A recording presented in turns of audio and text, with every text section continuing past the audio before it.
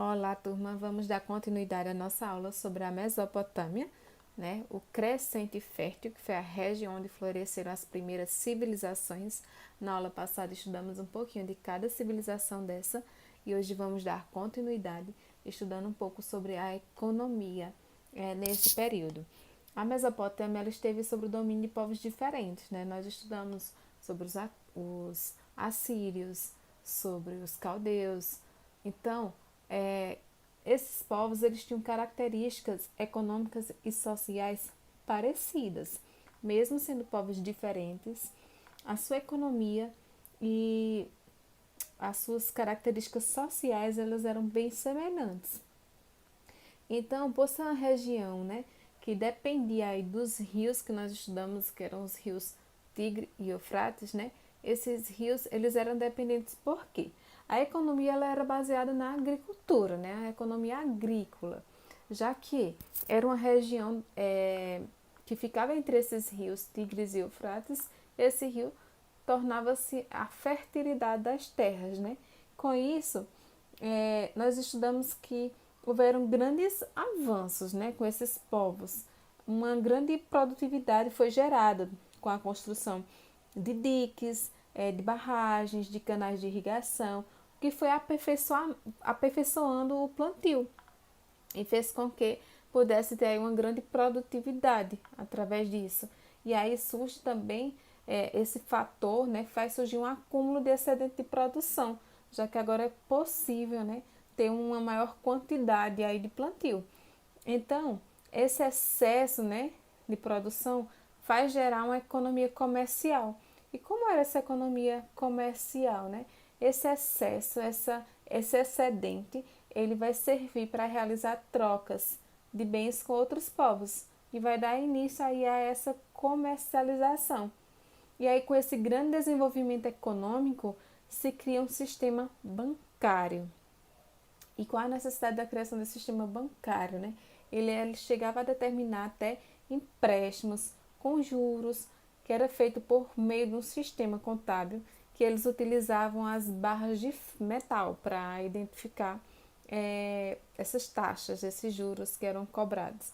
Então faz surgir aí toda uma economia, né, voltada à produção agrícola. E quais eram esses produtos, né, que eram cultivados?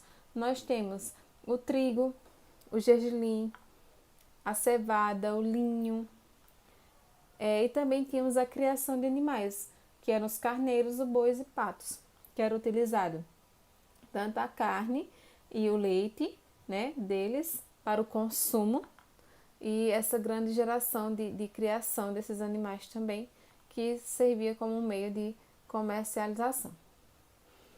E aí nós temos agora o desenvolvimento da cultura, né, como ela aconteceu, em que ela se destacou. A cultura, na matemática, ela serviu para ajudar aí na construção dos diques, das barragens, dos canais. Para que era necessário isso?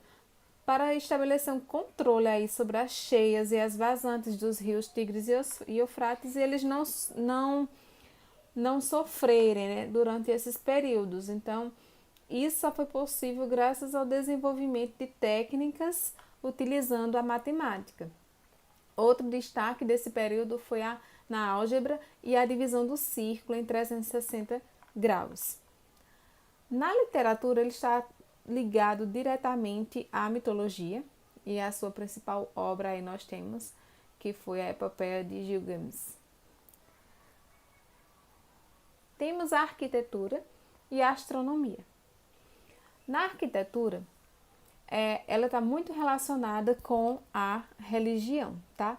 Tem a construção dos zigurates. O que eram os zigurates? Essa imagem que eu coloquei abaixo para vocês, tá? É a imagem de um zigurat. E que ele se destacou nessas construções que eram voltadas também para templos religiosos e astronômicos.